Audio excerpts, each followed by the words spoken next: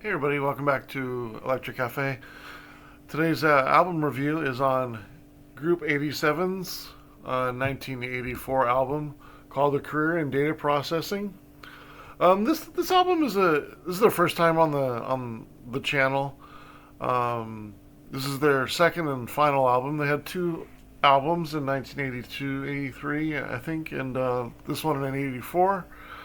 Um, Group 87 is three members of kind of came together. I wouldn't call it like a super group or anything like that, but they all were very successful in other groups and in other projects. You have Patrick O'Hearn, who was a keyboard player in Missing Persons, and then also uh, but I'm blanking on the name.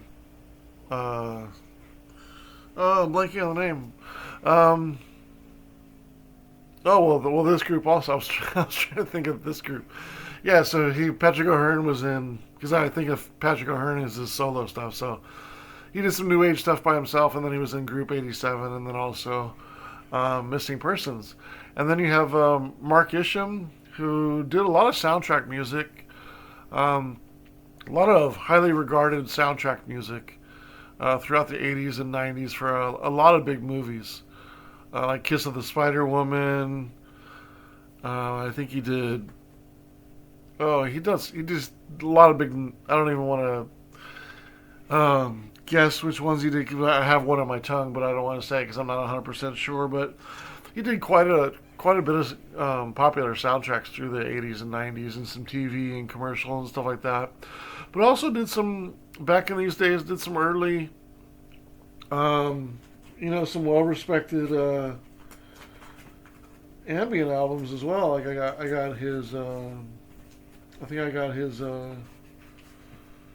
yeah, I got his Vaporwave, his Vapor Drawings album here, which is really highly regarded on Windhill, Windhill Records. I'm sure a lot of people, a lot of jazz people out there and ambient new age fans know that label. Um, but he was very successful. And then you also have Peter or Pete. I think you pronounce it Manow from the jazz fusion band LA Express.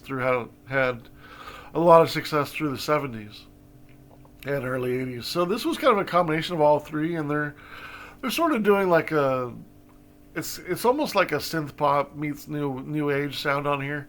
There's no singing, unfortunately, or maybe it's fortunately, but I feel like if they had a singer, that probably could have gave the band some sort of direction and maybe would have lasted longer than two albums.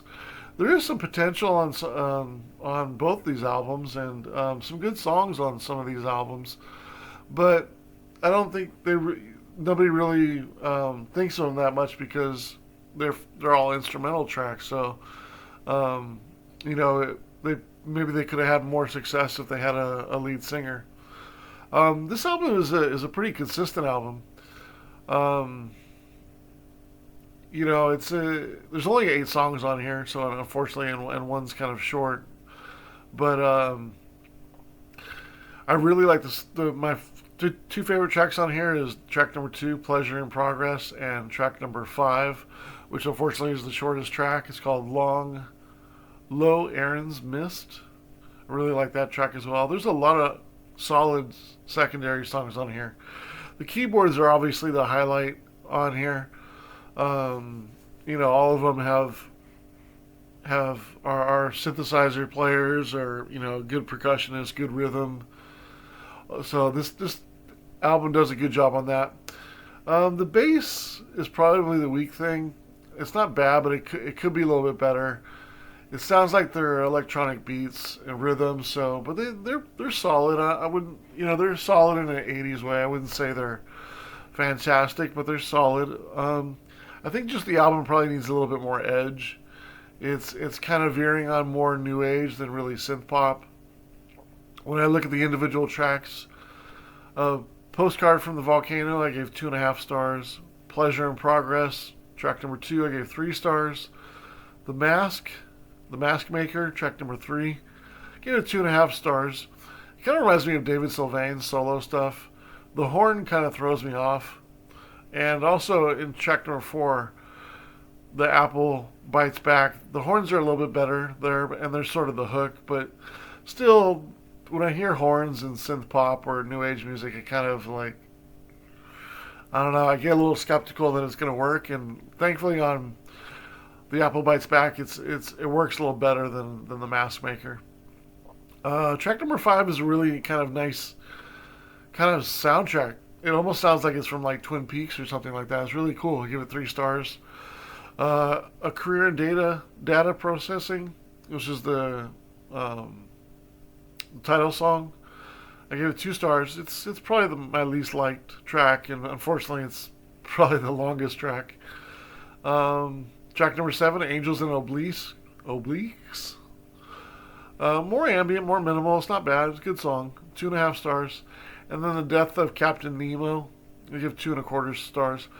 So the nice thing is they're all above 2 stars. So they're all good tracks. It's just there's only 2 of them that kind of get into the 3-star for me. So you have a good album. You know, I give it a 20.5 stars divided by 8 tracks is a 2.56. So I have it a pretty good album, 58. 58 out of 100. You know, I might have.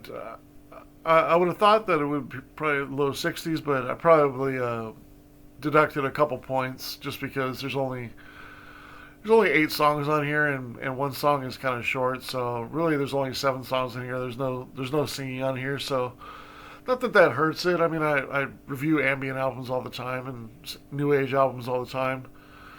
As you see from my focus month on the style of music that I'm doing as well, but yeah, there's really only 7.5 tracks on here, and again, I think the production's fairly strong, but you know the bass is a little weak, and I think it's just a pretty good album. Yeah, I just can't really quite get there into the 60s, and that's why I put it at 58 100. But it's solid. I think it's an album worth listening to. I think if you're into like new age and you're sort of into instrumental music and you like early 80s electronics, I think you'll enjoy the album, and I enjoy the album that much as well. I wouldn't say anything to run to or anything to point out that you got to hear this album, but I think it's solid. I think it's a solid album.